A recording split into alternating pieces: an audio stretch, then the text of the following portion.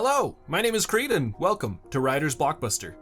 The Puppet Master series is wacky, man. Like, there's some good and some bad, but the one thing that always stays the same is that regular people are completely useless and puppets are incredibly capable. We're going to break down Puppet Master 4 today, and you'll see exactly what I mean by that.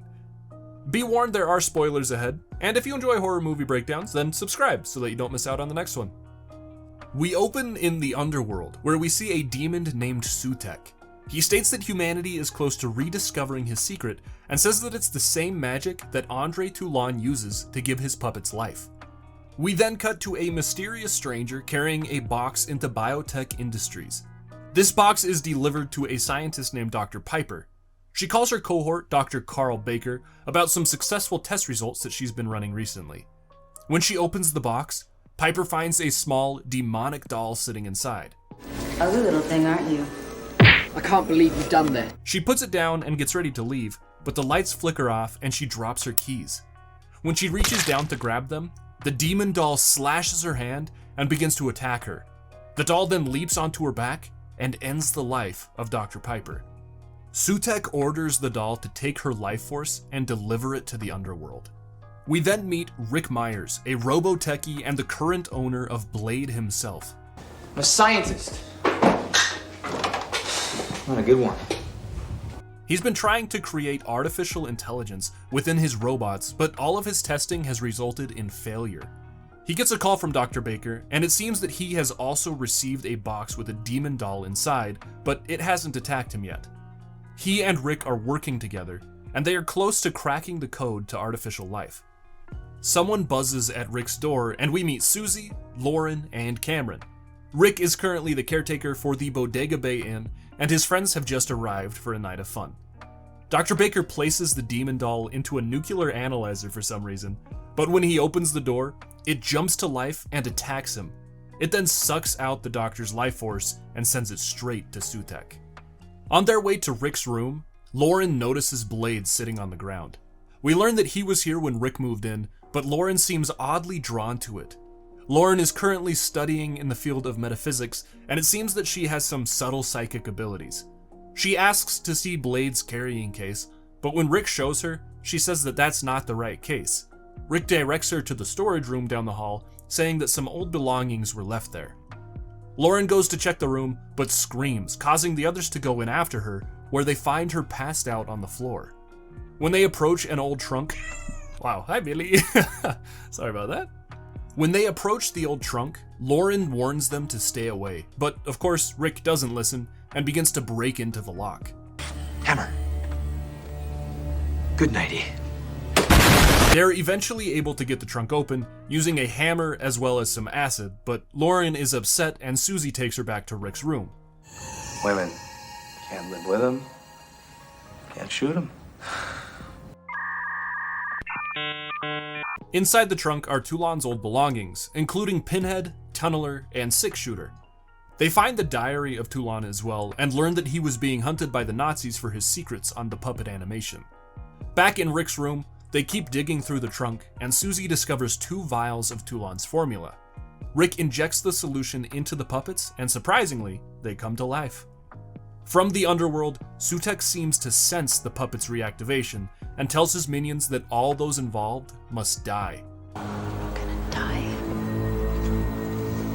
Rick is excited because these puppets might hold the solution that he's been looking for. He reanimates Jester, but lightning strikes the inn and knocks out the power. They decide that this is as good of time as any to call it a night, and the 2 couples separate for bedtime.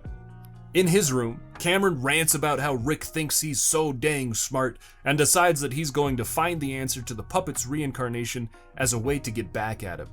He pulls out a board with Egyptian writing on it and asks Lauren to help him. He says that he wants to use the board to speak with Toulon, but Lauren is hesitant, knowing that she felt great evil emanating from that trunk earlier. Someone buzzes at the door, and Susie wanders down to find that a box was left at the doorstep, and she brings it back to Rick's room. Meanwhile, Cameron and Lauren have started the seance. The pyramid in the board's center starts to glow, then Lauren speaks with a demonic voice. Cameron says that he wants to speak with Toulon about the formula, and Lauren / demon says that the secret is within the pyramid itself. Cameron leans down to listen, but Lauren begins to laugh before the pyramid breaks. What the f is that? 2 demon dolls rise from the board. Susie hears Lauren and Cameron scream, and she and Rick run down to find out what's going on. Lauren and Cameron rush through the hallway, saying that something messed up is going on. They run out the front door and try to warn the others about what's happening. Thanks for the warning. Of course, Cameron's car won't start. And when Lauren gets out to push, a demon doll jumps onto him and begins to slash him up. Cameron struggles for a moment, but eventually, the demon wins, and Cameron is no more. We then see the puppets hot on the trail of one of the demon dolls. It seems that they know that the humans are in danger, and they want to do all they can to protect them. Lauren runs inside and tells Rick and Susie that something got Cameron. Rick goes out to check and finds Cameron dead. While he's checking the body, a demon doll attacks Rick, but somehow he's able to throw it off before running back inside. It's like the first time that a fully grown person actually does something against these demons. It's crazy. We see the puppets are able to corner one of the demon dolls, and they use their combined forces to destroy it, resulting in the death of one of Sutek's minions. Toulon's voice calls out, saying that he is with the puppets and that they need to call on Decapitron for aid. They head back into Rick's room and pull a trunk from beneath one of the shelves. When it opens, a puppet rises and they pull out a wire as they need power from the storm to bring that puppet fully to life. Lauren wakes up and sees one of the demon dolls break through the vent. She runs out of the room and Rick sends Susie after her. Six-shooter lassos the demon with a coil and attaches that to the electrical wire. Lightning then strikes, frying the demon and bringing the final puppet to life. The puppet's head morphs into the form of Andre Toulon himself. Toulon tells Rick that he is close to discovering the sequence that will allow his formula to work. He says to guard it with his life and use it to protect himself before his form melts away. Lauren finds a place to hide, but the final demon finds her instantly. It jumps onto her and begins to suck out her life force, but Susie walks in just in time and scares the demon off. It tries to attack her instead, but she's able to kick it into a wall before covering it in acid and melting it into oblivion. Hey, you. You're finally awake. Lauren begins to speak in Toulon's voice. Only the Decapitron can defeat the beast. She tells him to use the formula on Decapitron to bring him fully to life. I've got no clue why they didn't do this in the first place, but whatever. Decapitron wakes up again, and now he's fully restored. Just as we all thought things were going well, the acid-covered demon breaks into the room. He and Blade begin to have a totally epic showdown, but Blade is getting beat by the wily critter. Fortunately, Decapitron replaces his head with a Tesla turret and begins sending bolts of electricity into the demon doll, until eventually, it explodes. Toulon's head reappears on Decapitron and speaks with Rick. He tells the boy that his secrets are now unleashed and they need a puppet master to wield them. He says that Rick will become the new puppet master and that he will always be by his side. The sky flashes with lightning, and that is where this movie ends. Man, these movies are so bizarre to me.